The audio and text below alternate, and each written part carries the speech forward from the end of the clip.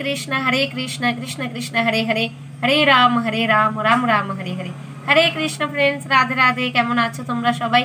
আশা করছি সবাই খুব ভালো আছো রাধা মাধব গুরু গৌরাঙ্গী কৃপায়। তো আজকে আমরা পাঠ করব লীলা পুরুষোত্তম শ্রীকৃষ্ণ গ্রন্থের চতুর্থ অধ্যায়। সেটা কি আছে দেখে নিচ্ছি আমরা খুলে, তার আগে আমরা মঙ্গলাচরণ করে নিই সংক্ষেপে। ওম অজ্ঞানতিমিরান্ধস্য জ্ঞানাঞ্জনশলাকয়া চক্ষুরন্মিলিतं येन तस्मै श्रीगुरुवे नमः। नामयं विष्णुपादाय कृष्णप्रेष्ठाय भूतले श्रीमते भक्तिवेदान्त स्वामिनीति नामिने। नमस्ते सरस्वती देवे गौरवाणी विचारिणे निर्विशेष शून्यवादी पाश्चात्यदेशतारिणे। वाञ्छाकल्पतरुभ्यश्च कृपा सिन्धुभ्येव च पतितानां पावनेभ्यो वैष्णवेभ्यो नमो नमो। नाम महावदनाय कृष्ण प्रेमपदायते कृष्णाय कृष्ण चैतन्य नामने गौरतिश्रे नमो। हे कृष्ण करुणा सिंधु दीन बंधु जगत्पते गोपेश गोपिका कांतो राधा कांतो नमोस्तुते। तप्त कांचन गौरांगी राधे वृंदावनेश्वरी वृषभानुसुते देवी प्रणमामि हरिप्रिये। लीलाचल निवासाय नित्याय परमात्मने बलभद्र सुभद्राभं जगन्नाथाय नमः। ओम वृंदाय तुलसीदेवाय प्रियाय केशवास्य कृष्ण भक्तिपदे देवी सत्यवते नमो नमो। जय श्री कृष्ण चैतन्य प्रभु नित्यानंद श्री अद्वैत गदाधर शिवसादि गौरभक्तवृंद। हरे कृष्ण कृष्ण कृष्ण हरे हरे हरे राम राम राम हरे हरे। ओम नमः भगवते वासुदेवाय ओम नमः भगवते वासुदेवाय ओम नमः भगवते वासुदेवाय। ও সরি, চতুর্থ অধ্যায় না, পঞ্চম অধ্যায় পাঠ হবে। এটা দিয়ে দিয়েছিলাম ভাগ্যিস, কিছুদিন ক্লাস আসতে পারিনি আমি, পাঠ হয়নি আমাদের, ব্যস্ত ছিলাম একটু, তার জন্য সরি। তো আগের দিন আমরা পাঠ করেছিলাম চতুর্থ অধ্যায়ে কংসের বিষ্ণু বৈষ্ণব হিংসা। তো আজকে হচ্ছে পঞ্চম অধ্যায়ে নন্দ বসুদেব সাক্ষাৎকার। তার আগে বলে দিই, যারা তোমরা আজকে নতুন জয়েন করেছো এই ক্লাসে, আগেরগুলো যারা শ্রবণ করতে পারোনি বা পাঠ করতে পারোনি, তো ভিডিও ছাড়া আছে, তোমরা ওইখানে গিয়ে দেখে নিতে পারো, ঠিক আছে? তো পঞ্চম অধ্যায় আমরা স্টার্ট করছি, নন্দ বসুদেব সাক্ষাৎকার। আজকে দুজনের সাক্ষাৎ হবে, নন্দ মহারাজের আর বসুদেবের। তো এটা কতটা আছে, অনেকটাই বড় আছে, যদি হাফ হয় তাহলে হাফই পাঠ করবো, নাহলে ভিডিওটা অনেকটা লং হয়ে যায়। নন্দ বসুদেব সাক্ষাৎকার। যদিও শ্রীকৃষ্ণ ছিলেন দেবকী ও বসুদেবের পুত্র, কংসের অত্যাচারের ফলে বসুদেব শ্রীকৃষ্ণের জন্ম উৎসবের আনন্দ উপভোগ করতে পারেননি, কিন্তু শ্রীকৃষ্ণের পালক পিতা নন্দ মহারাজ অত্যন্ত আনন্দের সঙ্গে শ্রীকৃষ্ণের জন্ম উৎসব পালন করেছিলেন। পরের দিন ঘোষণা করা হয়েছিল যে যশোদার একটি পুত্র সন্তান হয়েছে। বৈদিক প্রথা অনুসারে নন্দ মহারাজ জন্ম উৎসব পালন করার জন্য জ্যোতিষী এবং ব্রাহ্মণদের নিমন্ত্রণ করলেন। শিশুর জন্মের পর জ্যোতিষীরা তার জন্মলগ্নের গণনা করে কোষ্ঠী তৈরি করলেন।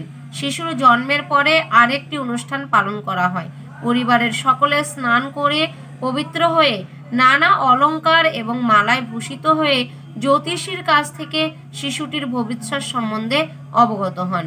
নন্দ মহারাজ সহ পরিবারের সমস্ত সদস্যরা সুন্দর বসনভূষণে সজ্জিত হয়ে শিশুটির সামনে বসলেন। সমস্ত বৈদিক ব্রাহ্মণেরা নানা রকম মঙ্গলসূচক মন্ত্র উচ্চারণ করতে লাগলেন এবং জ্যোতিষ আচার্যরা শিশুটির জাতকর্ম সংস্কার সম্পন্ন করলেন। এই অনুষ্ঠানে স্বর্গের সমস্ত দেবতা সহ পিতৃপুরুষেরাও পূজিত হন। নন্দ মহারাজ প্রসন্নতা সহকারে ব্রাহ্মণদের 2 লক্ষ গাভী দান করলেন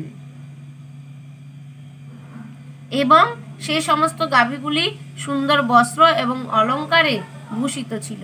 তিনি কেবল গাভী দান করলেন না, স্বর্ণখচিত বস্ত্র, অলঙ্কার এবং পর্বত প্রমাণ শস্যও দান করলেন।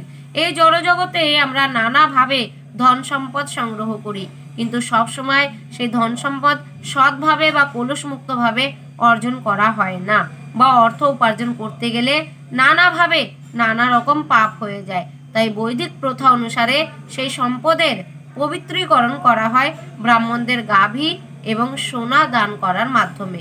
ব্রাহ্মণদের শস্য দান করার মাধ্যমে নবজাত শিশুটির পবিত্রকরণ হলো। আমাদের বুঝতে হবে যে এই জড়জগতে আমরা সবসময়ই কলুষিত অবস্থায় রয়েছি, তাই আমাদের আয়ু, আমাদের ধন সম্পদ এবং আমাদের আত্মাকে পবিত্র করতে সচেষ্ট হতে হয়। প্রতিদিন নিয়মিতভাবে স্নান করার মাধ্যমে শরীরের বাহ্য এবং অভ্যন্তর পরিষ্কার করার মাধ্যমে এবং 10 রকমের সংস্কার পালন করার মাধ্যমে নিজেকে পবিত্র করতে হয়। ধন সম্পদের শুদ্ধিকরণ হয় তপস্যা, পূজা এবং দানের মাধ্যমে। বেদ অধ্যয়ন, আত্ম উপলব্ধি এবং পরমাত্মা চিন্তনের মাধ্যমে আত্মার পবিত্রকরণ হয়। তাই বৈদিক শাস্ত্রে বলা হয়েছে যে জন্ম অনুসারে সকলেই শূদ্র, কিন্তু সংস্কারের মাধ্যমে মানুষ দ্বিজত্ব প্রাপ্ত হয়। বেদ অধ্যয়নের মাধ্যমে বিপ্রত্ব লাভ হয়, যা হচ্ছে ব্রাহ্মণ হওয়ার প্রাথমিক গুণাবলী। যখন পূর্ণরূপে ব্রহ্মজ্ঞান লাভ হয় তখন তাকে ব্রাহ্মণ বলা হয়, আর ব্রাহ্মণ যখন সম্পূর্ণরূপে চিন্ময় স্তরে অধিষ্ঠিত হন তখন তাকে বৈষ্ণব বা ভক্ত বলা হয়।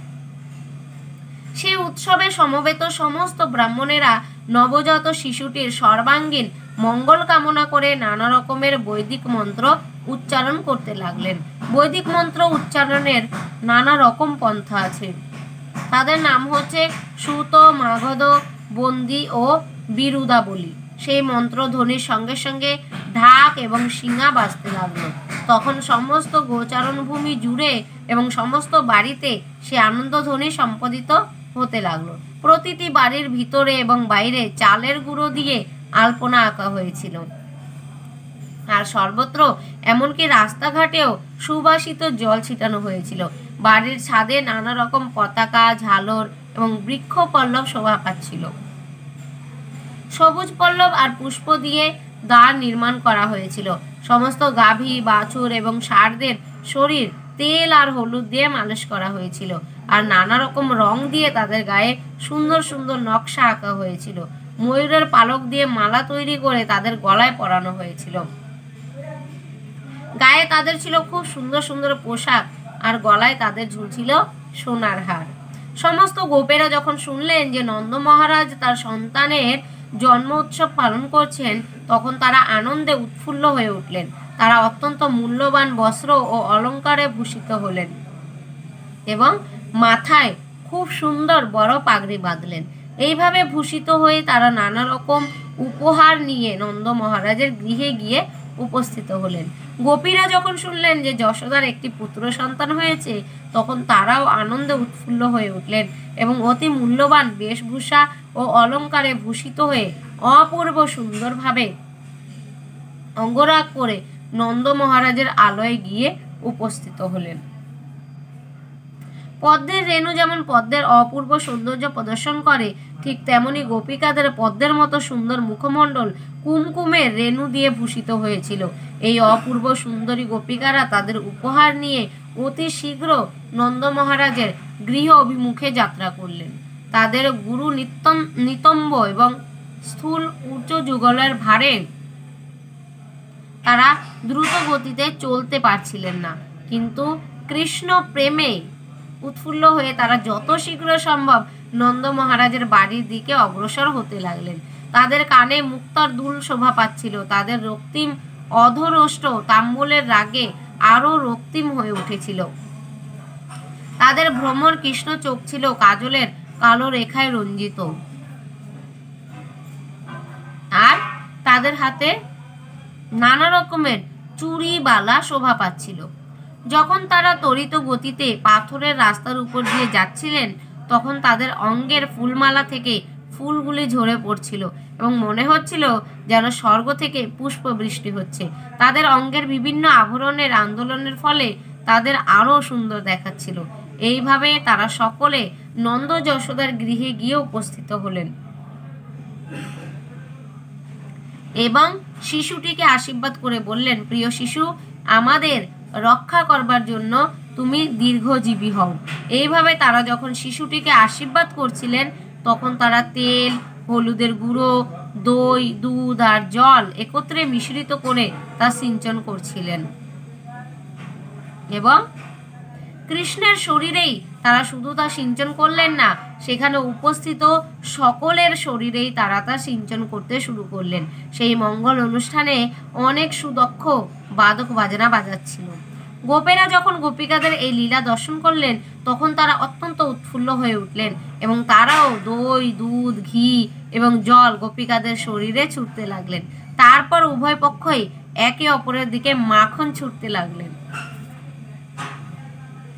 গোপ এবং গোপিকাদের এই লীলা দর্শন করে নন্দ মহারাজও অত্যন্ত উৎফুল্ল হলেন আর মুক্ত হস্তে তিনি উপস্থিত সকল সঙ্গীতঙ্গ এবং বাদ্যকারদের দান করতে লাগলেন। অনেক গায়কেরা উপনিষদ এবং পুরাণ থেকে স্তব করছিলেন। কেউ কেউ নন্দ মহারাজের বংশাবলীর কীর্তি গান করছিলেন আর কেউ কেউ অতি মধুর স্বরে গান গাইছিলেন। সেখানে অনেক বিদ্বান ব্রাহ্মণ উপস্থিত ছিলেন এবং আনন্দে উৎফুল্ল হয়ে নন্দ মহারাজ তাদের নানা রকম বস্ত্র, অলঙ্কার এবং গাভী দান করতে লাগলেন। এই উপলক্ষে এখানে আমরা দেখতে পাই যে কেবল গো পালন করে বৃন্দাবনবাসীরা কত সমৃদ্ধিশালী ছিলেন। সমস্ত গোপেরা ছিলেন বৈশ্য এবং তাদের বৃত্তি ছিল কৃষি এবং গোরক্ষা। তাদের বেশভূষা, অলঙ্কার এবং আচরণ থেকে বোঝা যায় যে যদিও তারা একটা ছোট্ট গ্রামে ছিলেন কিন্তু তবুও জড়জাগতিক মাপকাঠিতেও তাদের জীবনযাত্রার মান কত উন্নত ছিল। তারা অত্যন্ত ঐশ্বর্যশালী ছিলেন। তাদের কাছে এত দুধ, দই ছিল যে তারা একে অপরের গায়ে অপর্যাপ্ত মাত্রায় দই, মাখন ছোড়াছড়ি করছিলেন। তাদের ঐশ্বর্য ছিল দুধ, দই, মাখন এবং অন্যান্য সমস্ত দুগ্ধজাত দ্রব্য এবং কৃষিজাত দ্রব্য। সেই সবের বিনিময়ে তারা নানা রকমের মণিমাণিক্য, অলঙ্কার এবং মূল্যবান সাজ পোশাকে সুসজ্জিত ছিলেন। তাদের কাছে কেবল এই সম্পত্তিই ছিল না, উপরন্তু নন্দ মহারাজের মতো তারা সেই সমস্ত সম্পত্তির দানও করতেন। এইভাবে শ্রীকৃষ্ণের পালক পিতা নন্দ মহারাজ সেখানে সমবেত সকলেরই মনোবাঞ্ছা পূর্ণ করতে লাগলেন। তিনি তাদের সাদরে অভ্যর্থনা করে কামনা অনুসারে তাদের মনোবাঞ্ছা পূর্ণ করতে লাগলেন।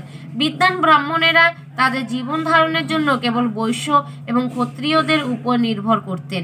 জন্ম উৎসব, বিবাহ উৎসব আদি উৎসবে তারা দান গ্রহণ করতেন। নন্দ মহারাজ যখন এই মহোৎসব উপলক্ষে বিষ্ণুর আরাধনা করছিলেন এবং উপস্থিত সকলকে সন্তুষ্ট করবার চেষ্টা করছিলেন, তার একমাত্র বাসনা ছিল যে নবজাত কৃষ্ণ যেন সুখী হয়। নন্দ মহারাজের কোনো ধারণাই ছিল না যে শিশুটি হচ্ছেন বিষ্ণু, কিন্তু তিনি বিষ্ণুর কাছে তাকে রক্ষা করার জন্য প্রার্থনা করছিলেন। বলরামের মাতা রোহিণী দেবী ছিলেন বসুদেবের সবচাইতে সৌভাগ্যবতী পত্নী। তিনি বসুদেবের থেকে দূরে ছিলেন, কিন্তু তবুও শ্রীকৃষ্ণের জন্ম উৎসব উপলক্ষে নন্দ মহারাজকে অভিনন্দন জানাবার জন্য অত্যন্ত সুন্দর সজ্জায় ভূষিত হলেন। ফুলের মালা, কণ্ঠহার এবং মণিমাণিক্য খচিত নানা রকম অলঙ্কারে ভূষিত হয়ে তিনি সেখানে উপস্থিত হলেন এবং তিনি ঘুরে ফিরে অতিথিদের তত্ত্বাবধান করতে লাগলেন। বৈদিক রীতি অনুসারে পতি যখন গৃহে থাকেন না তখন পত্নী অঙ্গরাগ করেন না, কিন্তু যদিও রোহিণীর পতি বসুদেব সেখানে ছিলেন না, তবুও শ্রীকৃষ্ণের জন্ম উৎসব উপলক্ষে তিনি অঙ্গরাগ করেছিলেন। শ্রীকৃষ্ণের জন্ম উৎসবের জাঁকজমক দেখে সহজেই বুঝতে পারা যায় যে তখন বৃন্দাবন সবসময় ঐশ্বর্যে পরিপূর্ণ ছিল। যেহেতু শ্রীকৃষ্ণ নন্দ মহারাজ এবং যশোদা মায়ের গৃহে অবতরণ করেছিলেন, তাই লক্ষ্মী দেবী বৃন্দাবনের সমস্ত ঐশ্বর্য প্রকাশ করতে বাধ্য হয়েছিলেন। এর থেকে বোঝা যায় বৃন্দাবন লক্ষ্মী দেবীর লীলাভূমিতে পরিণত হয়েছিল। জন্ম উৎসবের পর নন্দ মহারাজ ঠিক করলেন কংসকে কর দেওয়ার জন্য মথুরায় যাবেন। যাওয়ার আগে তিনি সমস্ত সমর্থ গোপীদের ডেকে তার অনুপস্থিতিতে বৃন্দাবনের দেখাশোনা করতে বললেন। নন্দ মহারাজের আগমনের সংবাদ পেয়ে বসুদেব তার বন্ধুকে অভিনন্দন জানাবার জন্য অধীর হয়ে উঠলেন। তিনি তৎক্ষণাৎ নন্দ মহারাজের সঙ্গে দেখা করতে গেলেন। বসুদেব যখন নন্দ মহারাজকে দেখলেন তখন তার মনে হলো তিনি যেন নবজীবন লাভ করলেন। আনন্দে উৎফুল্ল হয়ে নন্দ মহারাজ তৎক্ষণাৎ দাঁড়িয়ে উঠে বসুদেবকে আলিঙ্গন করলেন। প্রীতি ভরে বসুদেবকে অভ্যর্থনা জানিয়ে তিনি তাকে বসতে দিলেন। সেই সময় বসুদেব তার দুই পুত্রের সংবাদ লাভের আশায় উৎকণ্ঠিত হয়ে উঠলেন, যারা নন্দ মহারাজের অজ্ঞাত সারে তার তত্ত্বাবধানে ছিল। রোহিণী ছিলেন বসুদেবের পত্নী, কিন্তু রোহিণীকে নন্দ মহারাজের তত্ত্বাবধানে রাখা হয় কংসের অত্যাচারের জন্য। শ্রীকৃষ্ণকে বসুদেব স্বয়ং যশোদার কন্যাটির সঙ্গে বিনিময় করে যশোদার কাছে রেখে আসেন। নন্দ মহারাজ জানতেন যে শ্রী বলরাম হচ্ছে বসুদেবের পুত্র, কিন্তু শ্রীকৃষ্ণও যে বসুদেবের সন্তান সেটা তিনি জানতেন না, কিন্তু বসুদেব তা জানতেন এবং তাই অত্যন্ত উৎকণ্ঠার সঙ্গে তিনি শ্রীকৃষ্ণ ও শ্রী বলরামের সম্বন্ধে প্রশ্ন করতে লাগলেন। বসুদেব তখন তাকে বললেন, তোমার অনেক বয়স হয়ে গিয়েছিল এবং একটা পুত্র সন্তান লাভ করার জন্য তুমি অত্যন্ত আকুল হয়ে উঠেছিলে, কেননা তোমার কোনো পুত্র ছিল না। এখন ভগবানের কৃপায় তুমি এক অপূর্ব সুন্দর পুত্র লাভ করেছো। আমার মনে হয় যে এই ঘটনাটি তোমার পক্ষে অত্যন্ত মঙ্গলজনক। ভাই নন্দ, আমি কংসের কারাগারে বন্দী ছিলাম, কিন্তু এখন আমি মুক্ত হয়েছি, তাই আমার মনে হচ্ছে যেন আমি নবজীবন প্রাপ্ত হয়েছি। তোমাকে আবার দর্শন করার কোনো আশাই আমার ছিল না, কিন্তু ভগবানের কৃপায় আমি আবার তোমাকে দর্শন করতে পেরেছি। তারপর বসুদেব শ্রীকৃষ্ণের জন্য তার উৎকণ্ঠা প্রকাশ করলেন। সকলের অজান্তে তিনি যশোদা মায়ের কোলে শ্রীকৃষ্ণকে রেখে এসেছিলেন। তারপর মহা আড়ম্বরে শ্রীকৃষ্ণের জন্ম উৎসব পালন করার পর নন্দ মহারাজ মথুরায় এসেছিলেন। তাই বসুদেব অত্যন্ত হর্ষিত হয়ে বললেন, আমার কাছে এটা আমার নবজীবন। তিনি কখনো আশা করেননি যে তার অষ্টম সন্তান শ্রীকৃষ্ণ বাঁচবে, কেননা তার অন্য সবকটি পুত্রকে কংস হত্যা করেছিল। বসুদেব আরও বললেন, প্রিয় সখানন্দ, আমাদের একসঙ্গে থাকা অসম্ভব। যদিও আমাদের স্ত্রী, পুত্র, পরিজন রয়েছে, কিন্তু প্রকৃত নিয়মে আমরা একে অপরের থেকে বিচ্ছিন্ন হয়ে পড়ি। এর কারণ হচ্ছে বিভিন্ন জীব তার কর্মের ফলে এই জড়জগতে জন্মগ্রহণ করে। যদিও তারা মিলিত হয়, কিন্তু বহুকালের জন্য একত্রে থাকা তাদের পক্ষে নিশ্চিত হয়ে ওঠে না। কর্মের ফলে প্রতিটি জীবই তার কার্য করে চলে এবং তার ফলে তারা বিচ্ছিন্ন হয়ে পড়ে। দৃষ্টান্ত স্বরূপ বলা যায় যে সমুদ্রে অনেক তৃণগুল্ম ভেসে বেড়াচ্ছে, কখনো তারা একত্রিত হয়, আবার কখনো তারা চিরকালের জন্য বিচ্ছিন্ন হয়ে পড়ে। বিভিন্ন দিকে বিভিন্ন তৃণগুল্মগুলো ছড়িয়ে পড়ে। তেমনই আমাদের পরিবার পরিজনের মিলন ক্ষণকালের জন্য অত্যন্ত আনন্দমুখর হয়ে ওঠে, কিন্তু কালের প্রভাবে আমাদের আবার বিচ্ছিন্ন হয়ে পড়তে হয়। বসুদেবের এই অভিব্যক্তির তাৎপর্য হচ্ছে, যদিও দেবকীর গর্ভে তার 8টি পুত্র সন্তান হয়েছিল, কিন্তু দুর্ভাগ্যবশত তারা সকলেই তাকে ছেড়ে চলে গিয়েছে। তিনি তার পুত্র শ্রীকৃষ্ণকে পর্যন্ত তার কাছে রাখতে পারলেন না। বসুদেব তার বিচ্ছেদ বেদনা অনুভব করছিলেন, কিন্তু আসল কথাটি তিনি নন্দ মহারাজকে ব্যক্ত করতে পারছিলেন না। তিনি জিজ্ঞাসা করলেন, দয়া করে আমাকে বৃন্দাবনবাসীদের সকলের খবর বলো। তোমার অনেক পালিত পশু রয়েছে, তারা সকলে সুখী তো? তারা সকলে যথেষ্ট ঘাস ও জল পাচ্ছে তো? যেখানে তুমি আছো সেই জায়গাটি নিরাপদ এবং শান্তিপূর্ণ তো? বসুদেব এইভাবেই প্রশ্ন করলেন, কেননা শ্রীকৃষ্ণের নিরাপত্তার ব্যাপারে তিনি অত্যন্ত উদ্বিগ্ন ছিলেন।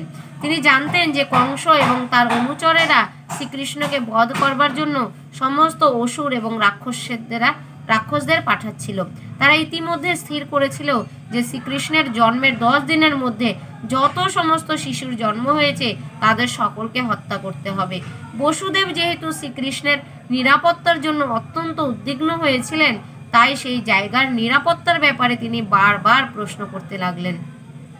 তিনি বলরাম এবং তার মা রোহিণীর সংবাদও তার কাছে জিজ্ঞাসা করলেন, যাদের নন্দ মহারাজের তত্ত্বাবধানে রাখা হয়েছিল। বসুদেব নন্দ মহারাজকে বললেন যে বলরাম জানে না তার প্রকৃত পিতাকে, সে তোমাকে তার পিতা বলেই জানে। আর এখন তোমার আরেকটি পুত্র সন্তান হয়েছে এবং আমি আশা করি যে তুমি তাদের দুজনকেই যথাযথভাবে তত্ত্বাবধান করছো। এখানে বসুদেব যে নন্দ মহারাজের পালিত পশুদের মঙ্গল সংবাদ জিজ্ঞাসা করছেন, সেটাও খুবই গুরুত্বপূর্ণ। পশুদের, বিশেষ করে গরুদের সন্তানের মতো স্নেহে পালন করা হতো। বসুদেব ছিলেন ক্ষত্রিয় এবং নন্দ মহারাজ ছিলেন বৈশ্য। ক্ষত্রিয়ের ধর্ম হচ্ছে প্রজা পালন করা এবং তাদের রক্ষা করা, আর বৈশ্যদের বৃত্তি হচ্ছে গো পালন করা। গাভীরাও প্রজার মতোই প্রয়োজনীয়। মানুষ প্রজাদের যেমন সব রকম বিপদ থেকে রক্ষা করা কর্তব্য, তেমনি গাভীদেরও পূর্ণ প্রতিরক্ষা প্রদান করা উচিত। বসুদেব বলতে লাগলেন যে ধর্ম, অর্থ এবং কামের চরিতার্থতা নির্ভর করে আত্মীয় স্বজন, জাতি এবং সমস্ত মানব সমাজের সহযোগিতার উপর। তাই সকলেরই কর্তব্য হচ্ছে অন্যান্য মানুষের এবং গবাদি পশুর যাতে কোনো রকম অসুবিধার সৃষ্টি না হয় সেদিকে লক্ষ্য রাখা। অন্য সমস্ত মানুষদেরও পশুদের সুখ এবং স্বাচ্ছন্দ্যের সম্বন্ধে সচেতন হওয়া উচিত। তখনই কেবল ধর্ম, অর্থ এবং কাম অনায়াসে লব্ধ হয়। নিজের সন্তানদের যথাযথভাবে রক্ষা করতে অসমর্থ হওয়ার দরুন বসুদেব অত্যন্ত ব্যথিত হয়ে উঠলেন। তাই তার মনে হলো তার ধর্ম, অর্থ এবং কাম সবই নষ্ট হয়ে গেছে। সেই কথা শুনে নন্দ মহারাজ বললেন, প্রিয় বসুদেব, আমি জানি যে তুমি অত্যন্ত ব্যথিত হয়েছ, কেননা কংস তোমার এবং দেবকীর সবকটি সন্তানকেই হত্যা করেছে। যদিও শেষের সন্তানটি ছিল একটি কন্যা, তবুও কংস তাকে হত্যা করতে পারেনি এবং সে স্বর্গলোকে ফিরে গেছে। প্রিয় সখা বসুদেব, তুমি দুঃখিত হইও না। আমরা সকলেই অদৃষ্টের দ্বারা পরিচালিত হচ্ছি। সকলেই তার পূর্বকৃত কর্ম অনুসারে ফল ভোগ করে থাকে এবং যিনি কর্ম ও তার ফল সম্বন্ধে অবগত, তিনি হচ্ছেন যথার্থ জ্ঞানী। তিনি কখনোই কোনো কিছুতে বিমর্ষ হন না। সুখ ও দুঃখে তিনি সর্বদাই অবিচলিত থাকেন।